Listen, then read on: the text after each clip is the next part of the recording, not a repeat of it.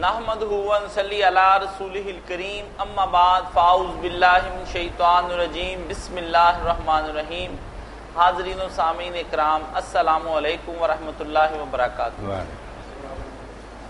Programme الدین الخالص کے ساتھ ہم حاضر خدمت ہیں اور اس وقت ہمارے ساتھ معروف دینی اسکالر مفتی محمد اسحاق صاحب تشریف فرما ہیں۔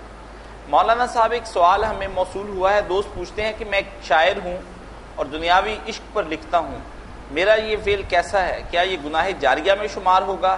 رہنمائی فرما دیں، جزاک اللہ خیر۔ شاعر ہیں، دنیاوی عشق کے مجازی پر لکھتے ہیں، وہ کہتے ہیں کہ اس طرح کی بہت سی غزلیں میں لکھتا ہوں، کتاب کہتا ہوں، تو کیا یہ گناہ جاریہ بن جائے گا میرے؟ اللہ تعالیٰ نے قرآن مجید میں ایک سورۃ جو نا شعراء، اس کے آخر میں یہ کہا کہ شعراء اور جو ان کے پیچھے لگتے ہیں سب گمراہ ہیں سوائے ان لوگوں کے جو اللہ پر ایمان لائے، نیک کام کے لیے اور دین کی مدد کے لیے کچھ اشعار کہتے، ایسے لوگوں کو مستثنیٰ کیا کہ وہ بری ہیں۔ باقی یہ سارے جو شاعر ان کے پیروں ہم الغاوون، سب گمراہ ہیں، ایسی وادیوں میں بھٹکتے پھرتے ہیں اور ایسی باتیں کہتے ہیں جو کرتے نہیں۔ اور پھر عشق مجازی، سب سے بڑی ترغیب تو شیطان کی یہی ہے کہ وہ عشق کی باتیں کرے عورتوں کی۔ ان چیزوں سے نا میرے بھائی کو توبہ کرنی چاہیے، جو پیچھے ہو سکے معافی مانگے، جلا دے سارا ذخیرہ، اور آئندہ کے لیے اگر کوئی نظم کہہ رہی نا اچھی بات ہے، وہ اللہ کی حمد کرے، نبی علیہ السلام کی تعریف کرے، دین کی مدد کے لیے کوئی اشعار کہے، لوگوں کو نیکی کی دعوت دے، بالکل سورہ شعراء آخر میں پڑھنی چاہیے کہ والشعراء والتبعهم الغاوون، شاعر ان کے پیرو گمراہ ہیں سوائے ان کے جو ایمان لائے، نیک عمل کیے، دین کی مدد کے لیے کوئی باتیں کی، وہ اشعار نیک، وہ تو حضور علیہ السلام کے اپنے شاعر سے ممبر پر حضور نے کھڑا کر دے، وہ دین کے خادم۔ یہ لوگ جو نا ایسی عشق مجازی کی باتیں، توبہ توبہ۔ اس میں مولانا شاعری کی جو اقسام ہیں، حمد ہے، نعت ہے، اسلامی انقلاب کے لیے شاعری ہے، لوگوں کی اصلاح کے لیے، اخلاق کی تعلیم دینا، یا ویسے ہی ملک کی بہتری کے لیے تجویز شعروں کی تجویز کی، وہ ٹھیک ہے۔ وہ اشعار جن کے اندر موت کا تذکرہ اور آخرت کا خوف بھی شامل ہو، وہ بھی۔ میں تو تعجب کرتا ہوں کہ ہم مسلم کہلاتے ہیں، ہمارے اچھے سے اچھے شاعر بھی نہ کسی نہ کسی عشق کی بات کر جاتے، مگر سکھ کہلاتے ہوئے بابا دیا سنگھ نے جو کتاب لکھی زندگی بلا، 100 سال، پہلے سال پر آدمی میں کیا حال گزرتا، دوسرے میں جیسے جیسے عمر بڑھتی، آپ سب لوگ بولے کاشف نے میرے کہنے پر ڈھونڈ لی تھی، میری تو گم ہوگی، اس کو انہوں نے فوٹو اسٹیٹ کرا لیا، ہر بندے کو پڑھ لی پوری کتاب میں یہ عورت عشق کا نام، ہر جگہ بس اللہ کی یاد، موت کا خیال، جو بعد میں ہوگا اس کا بیان، ساری کتاب میں اللہ کے بندے نے وہی باتیں کی جو قرآن کے لوگوں کو شعر کے ذریعے نیکی کی تلقین کرو۔ ایسی باتوں عشق مجازی تو پہلے لوگ گمراہ ہوئے شیطان کے کہنے۔ دوسرے دوست پوچھتے ہیں کہ ایمان کی اب بنیاد، کتنے میرے آپ کے باپ بھائی چلے گئے، ہم بھی چلے جائیں گے۔ جو ایک نظم ہے اس میں یہ اشعار جو آتے ہیں بس میری زبان پر چڑھ گیا، بیٹھے کول دے کول طبیب رہنے، جند نہیں حکیم تو پڑی رہنے، دارو بوٹیاں لکھ علاج کر لے، جند نہیں وجود میں پڑی رہے، موت باز وانگر تینوں چپٹ مارو، جند وانگ بٹیر نہیں دھڑی رہے۔ بٹیرا چپٹ وغیرہ میں چھپا ہوتا نا، کہتا کس نے چھپے رہنے دینا، کل کو موت نے جان نکال۔ دیا سنگھ تو سوچ وچار ویکھی، جب نہیں یہ فارسی پڑھی ہے، جو فارسی کا تو اتنا عالم بنا پھرتا نہیں، ایک دن زبان بند ہو جائے۔ اللہ ایک منٹ بند کرے ہے دین اندر گند پڑ جائے، زخم ہو جائے، پیٹ سے بھر جائے تو بہتر ہے کہ وہ شعر یاد کرے۔ کیا فائدہ سے شعروں، بس اللہ رسول کی باتیں اور نیک بات۔ اللہ جی مولانا صاحب، دوست پوچھتے ہیں کہ ایمان کی بنیاد ہی عقائد پر ہے، پھر ہم کسی ایسے گروہ یا شخص کو کیسے مسلمان کہہ سکتے ہیں جبکہ اس کا ایمان بھی غلط اور عقیدہ بھی غلط ہو؟ مثلا حضرت علی کو اللہ کہنا، یا تحریف قرآن کا قائل ہونا، یا غوث داتا وغیرہ کسی انسان سے مرادیں مانگنا، یہ کس طرح سے لوگ مسلمان ہو سکتے ہیں؟ آپ کو پتہ ہونا چاہیے، بالکل سوال آپ کا درست ہے۔ پہلے تو عقیدے جو ہے نا ان کا فیصلہ کرے کہ عقیدے جتنے ہم نے بنا لیے نا، اس طرح تو کوئی بھی مسلمان نہیں رہے گا، آپس میں بھی ہم اختلاف رکھتے ہیں۔ عقیدے جو امہات العقائد ہیں نا، جن پر دین کھڑا، تین، اللہ ہے، ایک ہے، اس کا کوئی شریک نہیں، رسول اللہ آخری نبی ہے، سچے ہیں، جو لائے ہیں برحق ہے، اور قیامت برحق، مرنا ہے وہاں صاحب ہو۔ یہ تین چیزیں جو اللہ، آخرت اور رسول بنیادی چیزیں۔ اس کے علاوہ جو باتیں نا آپ نے بتائی وہ کسی کو پہنچی ہیں، کسی کو نہیں پہنچی۔ جس کو پہنچ گیا وہ معاملہ، اس کو یقین آ گیا کہ یہ روایت جو مان لیتا، دوسرے شک کرتے ہیں۔ کتنے مسائل میں بڑے بڑے علماء کہتے ہیں یہ روایت ضعیف ہے، دوسرے کہتے ہیں ٹھیک ہے۔ یہ باتیں انسان کو کافر نہیں کرتی۔ بس تین چیزوں میں سے کسی کا منکر ہو جائے کافر۔ مگر اللہ کے سامنے میں دوسری بات میں اگر غلط چیزیں آ گئی، جیسے یہ کہتے ہیں اللہ علیہ، کوئی شیعہ نہیں انہیں مسلمان کہتے، سب کہتے ہیں کہ ہم سے فارغ ہیں، یہ کافر ہے، زندگی غالی اور نصیری ہیں، کافر ہے، بے دین۔ یہ شیعہ نہیں، شیعہ وہی ہے جو مانتا کہ یہ اللہ کا بندہ اور ایک رسول اللہ کا خادم ہے۔ جو یہ باتیں کہتے ہیں نا کہ وہ بندے کی شکل میں خدا تھا، انہیں کہتے ہیں نصیری یا غالی، حد سے بڑے، سب لعنت بھیجتے ہیں ان پر۔ ٹھیک ہے، عوام اور پبلک بیوقوف ہوتی ہے، وہ ایسے چیزوں میں پھنس جاتی ہیں۔ جیسے ہمارے ساتھی یہ درگاہوں اور درباروں کو زیادہ پینے والے عالم نہیں کہتے یہ کہ یہ سب کچھ ہے، وہ سنبھل کر بات کرتے ہیں، مگر جاہلوں کی باتیں الگ۔ تو یہ رعایت بھی دینی چاہیے کہ ایک جاہل جو نہیں سمجھتا اس پر وہ فتویٰ نہیں لگنا چاہیے، جو جاننے والے لوگوں کی جہالت کا بھی نا عذر ماننا چاہیے۔ یہ قابل قدر بات ہے کہ اپنے آپ کو مسلم تو کہہ رہا ہے، ہم ان کی اصلاح کر سکیں۔ خدا کے کافر جو حضور کو نہیں مانتا اس کو ٹھیک کرنا کتنا مشکل ہے۔ یہ مانتے ہیں، آہستہ آہستہ ہم ان سے محبت کریں، سمجھائیں تو ٹھیک ہو سکتے ہیں۔ ایک آدمی کی مثال جو حضور نے دی، اس پر علماء نے کہا کہ دیکھو اس نے اللہ کی صفت کا انکار، صفت بھی ایسی جو جاہل بھی سمجھتا کہ اللہ قادر مطلق ہے، جو چاہے کر سکتا۔ مگر وہ آدمی جو تھا نا وہ کفن چور تھا، قبریں کھود کر کفن نکال کر بیچا کرتا تھا، بدکار تھا۔ مرنے کا وقت آیا تو اس نے بیٹوں کو بلایا، صحیح بخاری۔ اس نے کہا بیٹا میں نے کوئی کام نہیں اچھا کیا، اب میں اگر اللہ کے قابو میں آ گیا نا، اس نے مجھ پر قدرت پا لی، مجھ کو زندہ کر لیا، تو میرا کوئی حال۔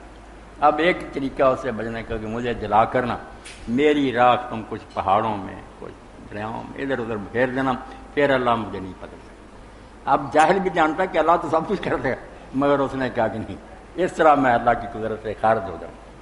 جلا دیا گیا تو اللہ تعالیٰ نے اس کو زندہ کر کے پوچھا کہ تم نے یہ کیوں کیا؟ تو اس نے کہا تیری عدالت کے خوف سے ڈر، خدا کے سامنے پیش ہونا پلے کچھ نہیں، خوف سے یہ کیا۔ تو اللہ نے کہا اس وجہ سے تجھے معاف کر، جب تو ڈر گیا تو بخش دیا۔ اس پر امام ابن حجر کہتے ہیں کہ پتہ چلا کہ جاہل آدمی ایسی حرکت بھی کر جائے جو عالم کرے نہیں بخشا جائے گا۔ جاہل کرے کیا کرے، بے علم ہے، صدیاں ہو گئی، عالم اور پیروں نے یہ باتیں بتا رہے ہیں، وہ بیچارے مان رہے ہیں، ان کو درست کرنے کی کوشش کریں، فتوے دینے کا کیا فائدہ؟ اگر آپ سمجھتے ہیں کہ وہ بیمار ہیں، ان میں کچھ بیماری ڈاکٹر کا کم بیماری سمجھ کر علاج کریں۔ خدا کو سے کہے تجھے کینسر ہو گیا، ہیپاٹائٹس، کیا فائدہ؟ اس سے بیماری بڑھے گی، کوئی علاج تو نہیں ہوگا۔ محبت سے علاج کریں، اسے پتہ ہی نہ لگنے دیں، شفقت کریں۔ کسی حاملہ عورت کی کو اگر کوئی شخص طلاق دے دے اور پھر بعد میں واپس لے لے تو کیا طلاق مؤثر ہوگی یا نہیں؟ طلاق دی؟ ہاں جی، حاملہ کو دے دی حاملہ اور پھر بعد میں طلاق واپس لے ایک بھی۔ تو اچھے پڑھے لکھے بندوں میں بھی میں نے دیکھا کہ وہ حمل کی حالت میں طلاق نہیں، پڑھے لکھے دیندار، دین سے بے خبر، طلاق ہر حالت میں ہوتی ہے، ایک حیض کی حالت میں نہیں ہوتی۔ حیض کی حالت میں جب عورت کو حیض آ رہا اس وقت طلاق دینا حرام ہے، بالکل جائز۔ آگے اختلاف ہو جاتا کہ یہ فقیہ جو ہے نا یہ کہتے ہیں ہے حرام مگر ہوگی، جو ہے حدیث اچھے لوگ ہیں وہ کہتے ہیں نہیں، جب وہ وقت ہی تو نہیں ہوگی طلاق۔ حیض میں جتنی جی چاہے کہہ دے، ٹائم ہی نہیں اس کا، جب عورت پاک ہوگی اس وقت۔ اور اس میں بھی یہ شرط ہے کہ پاک جن دنوں میں عورت ہو اگر وہ آپس میں مل چکے پھر بھی طلاق دینا ناجائز حرام، صبر کرے، پھر حیض آئے اس کے بعد پاک کو، پھر غصہ رہے گا دیتا پھرے، ورنہ کتنے رستے روکے حضور نے کہ طلاق حیض میں نہ دے، پاک ہر جمع کر چکے اب نہ دے، ایک وقت میں ایک سے زیادہ نہ دے تاکہ بعد میں رجوع کا موقع رہے سارے رہے۔ اور جو ہے حمل کی حال میں وَأُولَاتُ الْأَحْمَالِ أَجَلُهُنَّ أَن ان کی عدت کا فرق پڑ جاتا، طلاق ہو جاتی ہے مگر عدت مختلف ہے۔ جیسے عورت تو ہے حمل نہیں، وہ اگر حیض آ رہا تو 3 حیض، نہیں حیض آ رہا 3 مہینے، اس کا ہے بچہ پیدا ہونے سے، بچہ پیدا ہونے تک سوچنے کا موقع، اگر وہ واپس لے لے خاوند تو رجوع کر سکتے، اگر وہ گزر گیا ٹائم پھر طلاق جو مؤثر ہو جائے گی۔ وضع حمل بچے کا پیدا ہو جانا یہ پیریڈ ختم ہوگا پھر طلاق اپنا اثر کر دے، اس وقت تک ابھی پینڈنگ ہے، طلاق ہوتی ہے۔ صحیح۔ ایک دوست کا سوال ہے کہ مولانا صاحب میں والدین کی بہت عزت کرتا ہوں اور ان کی صحت و سلامتی کی دعا بھی مانگتا ہوں، رات کو آنکھ کھلے تو ماں کی قدم بوسی بھی کرتا ہوں، مگر جب کوئی بات ناگوار گزرتی ہے تو بدتمیزی کا مرتکب بھی ہو جاتا ہوں اور فوراً بعد میں اللہ سے معافی بھی مانگتا ہوں۔ والدین سے بھی معافی مانگنے پر کہا جائے تو سب ٹھیک ہو، لیکن مجھے بتائیں کیا یہ صبر کی کمی ہے یا کچھ اور؟ اس کے بارے میں مجھے کوئی ہدایت فرمائیں۔ یہی بچہ اللہ تعالیٰ کی بڑی درگزر مہربانی ہے کہ ہم کمزور بندے ہیں، غصے میں آ جاتے ہیں، کبھی گستاخی بھی ہو جاتی ہے، پچھتاتے ہیں، عام حالات میں ادب کرتے ہیں۔ سورہ بنی اسرائیل میں جب کہا کہ ماں باپ کے سامنے اوہ بھی نہ کہو نہ آواز پر، وہیں کہ ان تکونوا صالحین فإنہ کان للأوابین، اگر تم عام حالات میں ٹھیک رہو گے نا، اچھا سلوک کرو گے تو پھر وہ ایسے توبہ کرنے والوں کو بخشنے والا، رحم کرنے والا۔ کہ بندہ کبھی جذباتی ہو گیا، باقی بچ کر رہنا، بہت خدمت کرنی چاہیے، ادب کرنا چاہیے۔ قرآن مجید نے اللہ کے ساتھ شرک کے بعد اسی کو بڑا گناہ مانا، جو اللہ کا شکر نہیں ادا کرتا، جنہوں نے جنا تھا ان کا نہ شکر ہو گیا، اس سے بڑا کوئی نہیں، ان سے بڑا احسان بھی ہے۔ جو حدیث الغار حضور نے سنائی کہ 3 بندے غار میں، انہوں نے بارش آ گئی پناہ لے لی، اب ایک چٹان لڑکی، دروازہ بند ہو گیا، یہ تینوں زور لگا تھکے مگر ہٹتی نہیں تھی چٹان، موت ہی آ گئی۔ ان تینوں نے پھر کہا کہ یار زندگی میں جو کام ایسا کیا ہے جس کے بارے میں یقین ہے کہ وہ صرف اللہ کے لیے کیا، اس میں دنیا کا کوئی مقصد نہیں تھا، اللہ کو وہ قبول، اس کا حوالہ دے کر اللہ سے دعا کرو کہ اللہ میرا وہ کام پسند ہے تو پتھر ہٹا دے۔ تو ایک آدمی نے یہی بات کی کہ میرے والدین بوڑھے تھے، میں بکریاں چراتا تھا، خدمت کرتا تھا، رات کو آتا تھا، میرے بچے بے شک چیختے چلاتے رہے، اگر وہ سو گئے میں ان کو دودھ نہیں پلاتا، جب تک وہ نہ جاگیں، جگاتا بھی نہیں تھا، دودھ پلا کر انہیں پھر اپنے بچوں کو بیوی کو دیتا تھا۔ ایک رات وہ سو گئے، اب میں ساری رات سرانے جاگتا رہا، وہ جاگے تو پلایا، حالانکہ بچے چڑھتے تھے، اے اللہ اگر میرا یہ، وہ بوڑھے اس وقت میرا کیا بگاڑ سکتے تھے، وہ تو بس ہو چکے تھے، اگر یہ کام تجھے پسند ہے تو چٹان ہٹ، تھوڑی ہٹ گئی، آسمان نظر آنے لگا مگر پوری نہیں آئی۔ ایک آدمی نے کہا کہ میرے چچا کی بیٹی تھی، میری اس کے بارے میں بری نیت تھی، میں 1000 جتن کرتا رہا مگر وہ نہیں، پاک دامن تھی۔ آخر وہ بیچارے اتنے مجبور ہو گئے، غریبی آ گئی کہ وہ بچی ایک دن آئی، اس نے کہا ہمیں کچھ دو ہے تو آ رہی، میں نے کہا سب کو مل جائے گا مگر میرا یہ شوق پورا کر۔ بیچاری بے بسی کی وجہ سے مان گئی۔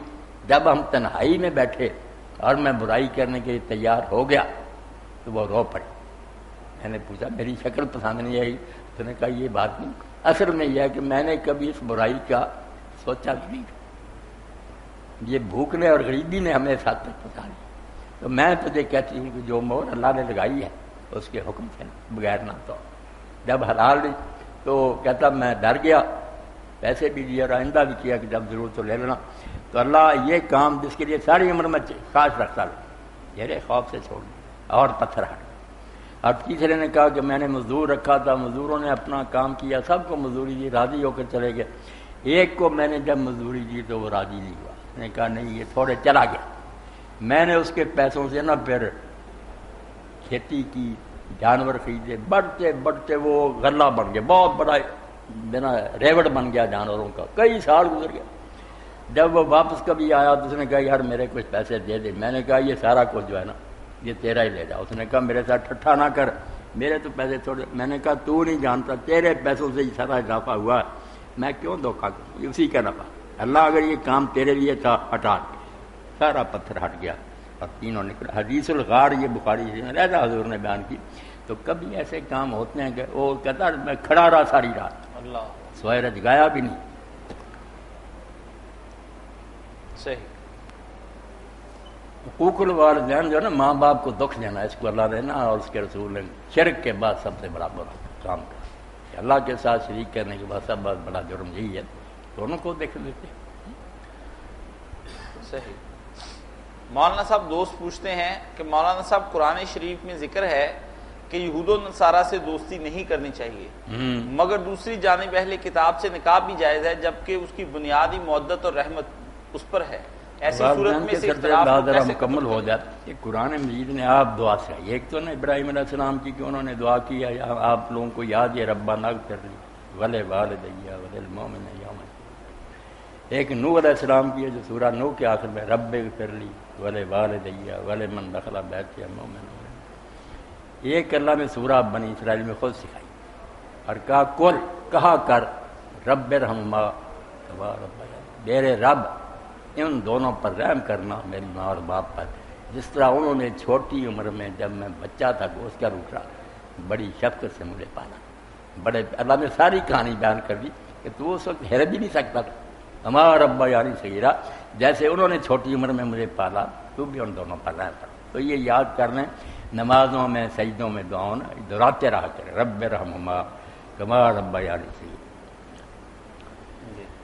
اللہ سوال کو دوبارہ میں دہرا کر دیتا ہوں کہ قرآن کریم میں یہ ذکر ہے کہ اہل کتاب کو یہود و نصارہ کو دوست نہ بناؤ، دوسری جانب ان سے نکاح کرنے کی، ان کی عورتوں کے ساتھ نکاح کرنے کی اجازت بھی ہے، تو نکاح میں تو محبت بھی ہے، سب کچھ ہے، کہیں دوستی جائز نہیں، کہیں محبت، اور ایسی صورت میں تناقض کیسے دور کیا جا سکتا ہے؟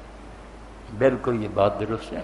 اصل میں قرآن مجید پڑھنے کا طریقہ یہ کہ ایک معاملے میں جتنی آیتیں آئی ہوں نا سارے قرآن سے اکٹھا کریں، کسی جگہ کوئی حصہ بیان ہو گیا، کسی جگہ موقع کے مطابق بات۔ اب جہاں یہ آیا نا کہ یہود نصارہ کو دوست نہ بنا، وہاں کہا وہ جو دشمنی کرتے ہیں، پیغمبر کے مخالف ہیں، تمہیں نقصان پہنچانے کے لیے سازشیں، ان سے دوستی نہ کریں۔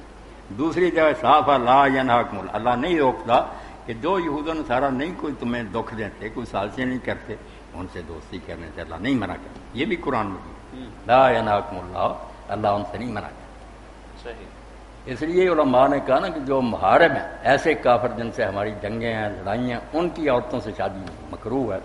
جو اپنے ملک میں رہ رہے ہیں یا ان کے ساتھ اچھے تعلقات ہیں ان سے کر لینا، تو یہ بھی درجہ آخری ہے، کچھ عام نہیں، یہ بات ہے آخری درجے کی بات کہ اگر کسی محبت میں مبتلا کر لے، ورنہ اللہ تعالیٰ تو مسلمان عورتوں سے بھی کہتا ہے نا کہ بری جو ہیں وہ ان سے نہ کرو، بدکار اور گندی عورتوں سے کیوں کرتے، نیک عورتیں تلاش کرو، کیونکہ نکاح کا مقصد صرف ایک سوشل کنٹریکٹ نہیں، ایک خاندانی معاملہ نہیں، گھر آباد کرنا، اچھی نسل تیار کرنا۔ یہ ایک ایسا ادارہ ہے کہ مسجد بھی اتنی پاکیزہ نہیں، مدرسہ اتنا پاکیزہ نہیں جتنا نکاح۔ اس لیے اللہ کے رسول نے فرمایا نہ دیکھو کہ مال ہے، مال بھی ہو سکتا ہے اس کو سرکش کر نافرمان ہو جائے، امیر گرا نہیں۔ حسن نہ دیکھو، ہو سکتا ہے حسن بگاڑ دو، بدماشی کی طرف چل۔ تم صرف دین دیکھو تاکہ تمہارے گھر میں جو بچے ہوں دیندار پیدا ہو، نسل تیار ہو دیندار گرانے۔ حضور پاک نے جو فرمایا کہ ایسی عورتوں سے شادی کرو جو محبت کریں، اولاد جنیں، تاکہ قیامت کے دن جب میرے ہاتھ میں لواء الحمد ہو نا تو میرے جھنڈے کے نیچے امت کی تعداد سے اللہ میں فخر کروں۔ یہ حضور کی خوشی کا سامان ہے۔ اور اگر ہم ناچ گانے اور ڈھول کی تھاپڑ کرنے اور گندی عورتیں لے آئیں، وہ مقصد ہی ذہن سے نکل جائے، پھر اسلامی نکاح تو نہیں، دو جی کرتے پھر یہ ہندوؤں عیسائیاں جیسی ہے نا شادی۔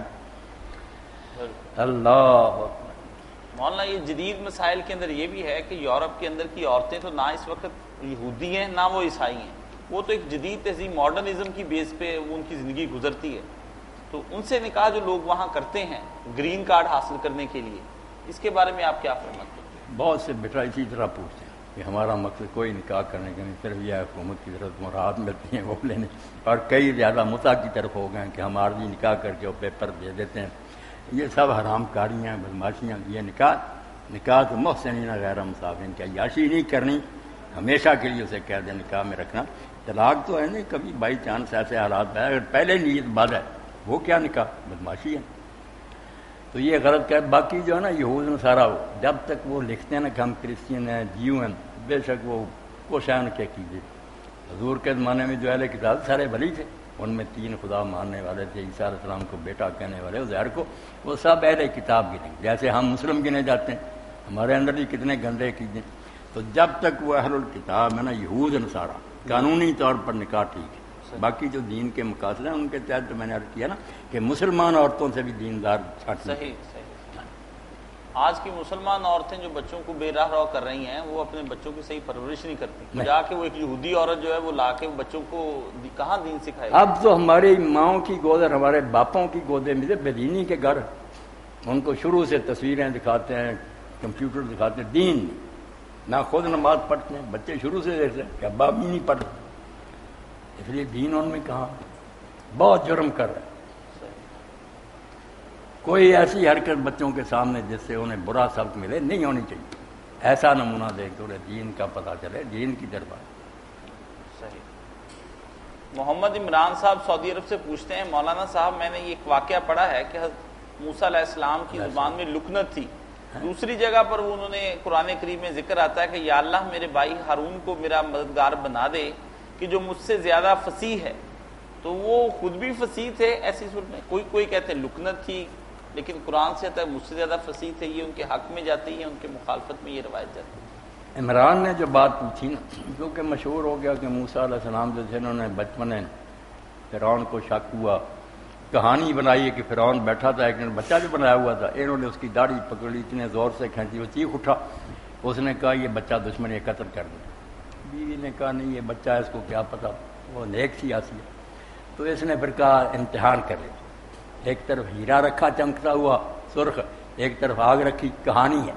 تو موسیٰ علیہ السلام جو نے پہلے اس آگ ہیرے کی طرف بڑھے، مگر اللہ کے فرشتے نے ہاتھ آگ کی طرف کر بچانا تھا نا، کہ فرعون سمجھے نہیں بچہ ہی، انہوں نے پکڑ کر منہ پر رکھ لیا، پھر انہوں نے جلدی پکڑ لیا، وہ آگ تو جاتی رہی مگر لکن تو زبان تھوڑی جل۔ اس کا کہتے ہیں انہوں نے کہا کہ میری زبان سے اس میں گرا ہے، کھول دے باہر، مگر یہ سارا قصہ بناؤ، بالکل ایسی بات نہیں۔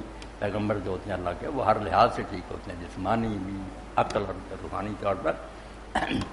یہ جو ہے نا میری زبان کی گرا کھول دی، یہ تو جو عالم میں تقریر کرنے لگتا سارے پڑھتے ہیں مولوی، یعنی کہ گرا ہوتی صرف یہ ہے کہ مجمع کا روب مضمون نازک، آدمی کام تک شاید میں صحیح بات نہ کر سکوں، وہ اللہ سے توفیق مانگتا ہے میری زبان کھول دے میں صحیح بات بیان کر سکوں۔ اس میں زبان میں لکن وغیرہ کا کوئی ذکر نہیں۔ جو موسیٰ علیہ السلام نے کہا ہارون کو بھیجو ہوا افصح من، یہ نہیں کہا کہ میں فصیح نہیں، افل التفصیح، وہ مجھ سے زیادہ فصیح، فرق تو ہوتا ہی، ایک عالم اچھا بیان کرتا دوسرا بھی کرتا مگر اتنا نہیں اچھا۔ تو موسیٰ علیہ السلام کا تھا کہ میری مرض کے لیے اس کو ساتھ کر لے، بوجھ تو آپ نے اٹھا، اصل نبی آپ ہی تھے، وہ ساتھ معاون۔ اللہ اس واقعے میں سوچنا چاہیے، وہ موسیٰ علیہ السلام نے وہ کوئلہ پکڑا، وہ گرایا نہیں بلکہ پکڑ کے وہ کوئلہ ہی ہاتھ میں منہ میں رکھ لیا، منہ میں رکھ، مطلب بچہ کوئلے سے ہاتھ نہیں جلا، منہ جل گیا۔ جی یہ سب منافی بات۔ جی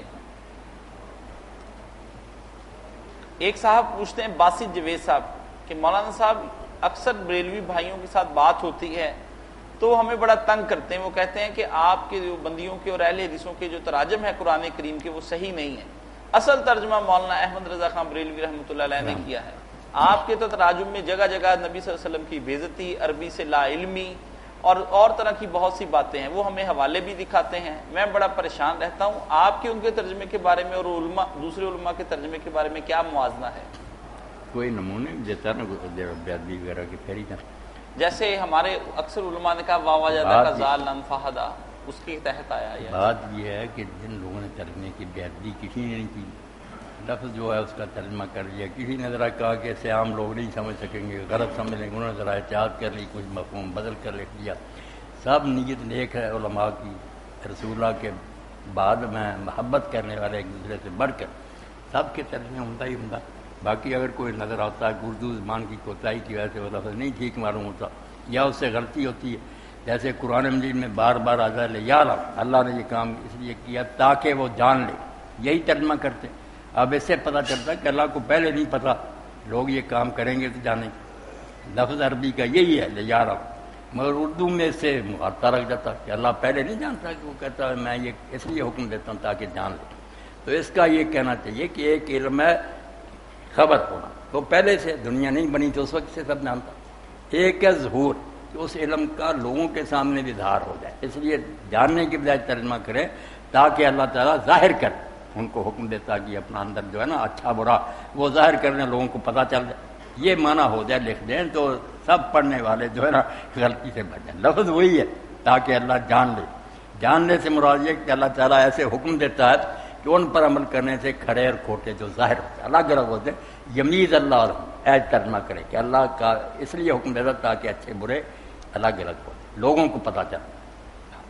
جی ایسے ترجمے جو نا بہتر ہے، اگر مولانا رضا خان مرحوم نے ایسا خیال کیا تو بڑی عمدہ بات۔ میں تو ہمیشہ کہتا ہوں کہ ان کی باتیں بہت اچھی ہیں، جو بعض مسائل میں اختلاف، پھر کیا ہوا عالموں میں اختلاف ہوتا ہے، شروع سے بڑے بڑے عالم ایک دوسرے جدید رائے رکھتے ہیں، خدائل حدیث ہیں جو بندی ان کے اس طرح کئی اختلاف۔ مولانا اس میں جو مولانا احمد رضا خان نے انا فتحنا لک فتحا مبینا کے تحت پھر آگے اگلی آیت میں کہ سبب سے تیرے اگلوں اور پچھلوں کے گناہ معاف کر دیے جائیں. نہیں، یہ زیادتی یہ نہیں ٹھیک کرنا. وہاں لفظ قرآن پاک میں لیغفر لک اللہ ما تقدم من ذنبک وما تأخر، جیسے لک اللہ نے تیرے لیے تیرے پہلے پچھلے جو بھی ذنب کا ترجمہ کریں وہ الگ کرے، مگر ہے تیرے پہلے پچھلے ذنب. اب کسی کی کوئی تو ترجمہ گناہ کر دیتا کہ تیرے اگلے پچھلے گناہ ہیں آپ کے ہی، یہ کیوں کہہ رہا کہ تیرے بڑوں کے؟ مگر وہ گناہ جو ہے نا اس سے مغالطہ ہو جاتا. ہم گناہ سمجھتے جان بوجھ کر برے کام کرنے، بدماشیاں کرنے، یہ تو سارے مانتے ہیں. جو بندی ہے کہ پیغمبر ایسا نہیں کرتے. اب اس کا ترجمہ کیا کریں؟ اب ذنب جو ہے نا نادانستہ غلطی سے کوئی کام کرنے سے لے کر جان بوجھ کر گناہ کرنے تک سب کو اپنے اندر یہ ذنب بہت وسیع دائرہ کہ آپ نے جانتے بھی نہیں کوئی بات کہہ دی جو غلط ہے، وہ بھی خلاف اولا کہ مناسب نہیں تھی اس کی بجائے دوسری، وہ بھی ذنب ہے. ایک ہے کہ گناہ کیا مگر نہ جانتے ہوئے، ایک جان بوجھ کر، تو جان بوجھ کر کیے ہوئے گناہوں سے آپ پاک ہیں. مگر ایسی باتیں کہ اللہ تعالیٰ نے اس پر ٹوک دیا، یہ نہیں ہونا چاہیے. ان کو جو ہے نا کہ اللہ نے مناسب نہیں سمجھا. جیسے آپ نے جنگ تبوک میں منافقوں نے بہانے بنائے، ہمیں آپ اجازت دے رہے نے کہا آپ نے اجازت دے دی، تو اللہ نے قرآن نے کہا فاللہ عنک، اللہ نے تجھے معاف کیا، تو نے کیوں اجازت دی تھی؟ جانا انہوں نے پھر بھی نہیں تھا، مگر آج بہانہ بنا لیا کہ رسول سے اجازت لے کر آپ اجازت نہ دیتے تو بالکل یہ نامراد سارے مسلمانوں کے سامنے ننگے ہو کہ بے ایمان ہے یہ، کوئی اصل میں مسلمان نہیں. تو وہاں بھی کہا. اسی طرح رسول کریم علیہ السلام نے اور موقع پر بھی جب کہا شاید کو اپنے لیے بیویوں نے کہا حضور منہ میں سے بو آتی ہے، آپ نے ان کو خوش کرنے کے لیے کہ میں تمہیں کیوں ایسی بو دوں جو تمہیں پسند نہیں. وہاں آتا یا ایھا النبی لما تحرم ما احل اللہ، اے رسول وہ کیوں اس شے کو حرام کرتا جو اللہ نے تیرے حلال کی. مرضات تب تک گئی مرضات تو بیویوں کو خوش کرنا تھا. کئی موقع قرآن میں جن نے کہا کہ یہ نہیں ہونا چاہیے، وہ گناہ کے درجے سے نہیں، مناسب نہیں. تو یہ اگر کہنا خلاف اولاد نامناسب ٹھیک ہے، یہ ترجمہ کرنا چاہیے، مگر کہنا آپ کا ہی چاہیے. صحیح. اللہ نے کہا لیغفر لک اللہ ما تقدم من ذنبک وما تیرے. اب کیا اس میں گھسیڑ دیں کہ تیرے باپ دادوں کے، باپ دادا کہاں سے لائیں گے؟ تو ایسے ترجمے بھی حد سے من گھڑت باتیں. اس میں جو ہے حضور کی حفاظت وہ سارے مسلمان کرتے، کوئی ہاشمی کر دیتا، کوئی کچھ لفظوں کے پابند رہتے ہیں کہ جو لفظ ہیں قرآن کے ان سے کیوں ہاتھ وہ لکھ دیتے ہیں، بعد میں سمجھا دیں کہ یہ بات کیا. ایک دوست کا سوال ہے کہ دو طرح سے سوال ہے مولانا. سوال کی ایک نوعیت تو اخلاقی ہے اور دوسری قانونی. اخلاقی نوعیت اس کی یہ ہے کہ جو لوگ آنکھ کا زنا یا کانوں کا زنا کرتے ہیں، آنکھوں کا اور کانوں کا زنا جو حدیث میں ذکر آیا ہے، کیا ان لوگوں کے لیے بھی کوئی وعیدیں آئی ہیں کہ جو لوگ اسی میں مشغول رہتے ہیں، فلمیں دیکھتے ہیں یا ہمہ وقت ایسے گانے سنتے رہتے ہیں یا ہاتھ کا زنا، تو اس میں کیا کوئی قرآن کریم یا حدیث میں ان کی کوئی وعیدیں ہیں ان لوگوں کے لیے جو ہمہ وقت اسی میں مشغول؟ اللہ تعالیٰ پناہ دے کر رکھے تھی. ہر نیکی ہر برائی دیں وہ یکدم نہیں آتی، اس کے کوئی اسٹیج دیں، آہستہ آہستہ آدمی نیکی کی طرف جاتا ہے، اسی طرح برائی کی طرف جاتا ہے. اب یہ ہے نا کہ شہوت کی باتیں کی، پھر دیکھا، پھر ہاتھ لگایا، پھر پاس بیٹھے، خوشبوئیں سونگی، یہ کنارے پر لے گیا. جیسے کہ اللہ کے رسول اللہ صلی اللہ علیہ وسلم بڑی پیاری مثال دی، ہم خیال نہیں کرتے تو ہم سمجھ ابھی گناہ کا مرحلہ نہیں آتا. تو فرمایا جس طرح ایک بادشاہ ہوتا نا، اس زمانے میں انہوں نے کوئی ایسی چراگاہ ہوتی جس کو عربی میں حماق کہتے ہیں، رکھ. یہ علاقہ جو ہے نا یہ دوسرے لوگوں کے لیے ممنوع ہے، کوئی اور نہیں چلا سکتا، سرکاری جانور چلے. تو فرمایا اگر کوئی نادان چرواہا اپنے جانور اس کی سرحد پر چرائے، قریب ہی لے جائے، اب ہو سکتا ذرا غفلت کرے اس میں گھس جائیں جانور، یہ پکڑا جائے. اس لیے حرام تو گزارا نا، اس سرحد سے بھی دور رہو، بہت دور رہو، ورنہ کسی وقت ہی پڑ سکتے. تو یہ سمجھیں ایسی چیزیں ہیں جو گناہ کی طرف لے جاتی. تبھی آپ نے فرمایا کہ ہاتھ زنا کرتے ہیں اور ان کا ہاتھ چھونا زنا، آنکھ زنا کر دی دیکھنا، کان کا زنا ہے وہ سنتے ہیں. یہ سب بیان کر کے آپ نے فرمایا اب آخری سٹیج ہے کہ فرض اور شرمگاہ یا تصدیق کر دیتی، وہ کام آخری ہو جاتا یا نہیں ہوتا، مگر یہ مجرم ہو چکا، بالکل اس کی طرف سے کثر کوئی نہیں رہی. اب اس کے بچنے کی کوئی توبہ کرے، ان سے باز آئے، ورنہ اگر دل میں یہ پکے ارادے ہیں نا تو کرنے کے برابر. موقع کسی کو رب نے دیا یا نہیں دیا، ان سے دور رہنا چاہیے. توبہ. آج کل تو یہ وبا عام نوجوانوں میں پھیل گئی ہے، یہ بدماشی پھیل گئی، سارے کام کرتے رہتے ہیں، بس آخری نتیجہ کہتے ہیں ابھی وہ نہیں ہے، وہ تو نکل ہی آنا، پھر نہیں بھی نکلے گا، دل تو گندا ہو چکا. آپ زانی ہیں اللہ کے. مولانا اس کا قانونی پہلو یہ ہے کہ اگر اسی طرح کسی نامحرموں کو آپس میں بوسو کنار کرتے ہوئے حاکم وقت پکڑ لیتا ہے تو کیا ان پہ بھی 100 کوڑوں کی سزا لگتی ہے یا نہیں، کچھ 100 کوڑوں کی سزا یا شادی شدہ کا سنگاری ہے تو عمل جو ہے نا معاشرے کا دخول کہ شرمگاہ میں داخل ہو جائے، زنا اس کو کہتے ہیں. یہ مقدمات زنا کا آغاز ہے، اس کی تمہید ہے. ایسے معاملے جو نا چوری وغیرہ یہ بھی سارے ان کے لیے تعزیرات رکھی، عدالتوں کو خدا اختیار دیا گیا، اسمبلیوں کو کہ وہ موقع کے مطابق جو سزا دینا چاہیں دے سکتے ہیں. اس میں زیادہ سے زیادہ بھی ہو سکتی، تعزیر پر کوئی حد نہیں. اگر وہ سمجھے کہ یہ بار بار پکڑا گیا قتل بھی کر سکتے، مگر جو مقرر سزا ہے نا کوڑے اور سنسار یہ ان کی ہے جو جی حدود ہیں یہ. اور پھر اس میں ٹھیک صحیح. مولانا صاحب اگر کسی کے بچے کی پیدائش کی خبر سنے تو آدمی اس وقت کون سی اس کے لیے دعا پڑھے جس سے اس کو بھی خوشی ہو اور مناسب بھی دعا ہو؟ اس کے لیے جو ہے میں نے حضرت علی رضی اللہ عنہ کی دعا پڑھی کہ آدمی نے کہا بچہ پیدا ہوا تو انہوں نے مبارک دی. اس سے بہتر کوئی مبارک نہیں دے سکتا. بارک اللہ لکا فی الموہوب لکا کہ اللہ نے جو بیٹا تجھے عطا کیا اللہ اس کو تیرے لیے مبارک کرے. شکرت الواہبہ اور جو عطا کرنے والا ہے اس کا شکر ادا کرنے کی تجھے توفیق، رب کا شکر ادا کر. بالغ شدہ ہو اور یہ بچہ اپنی جوانی کی عمر کو پہنچے. برزقتا برا اور اللہ تعالیٰ اس کی طرف سے تجھے نا فرما برداری اور نیک سلوک عطا کرے. یہ بڑا ہو کر تیرے ساتھ اچھا برتا، 4 چیزیں مانگ، یہ مبارک ہو، اللہ تعالیٰ کا شکر گزار ہو تو، اور اللہ اسے بڑی عمر دے، اور اس کی طرف سے تجھے نا فرمان برداری، والدین کے ساتھ نیک سلوک. یہ نصیب. اب کوئی بات رہ گئی؟ اسی کے ساتھ ہم آج کا پروگرام ختم کرتے ہیں. وآخر دعوانا ان الحمدللہ رب العالمین.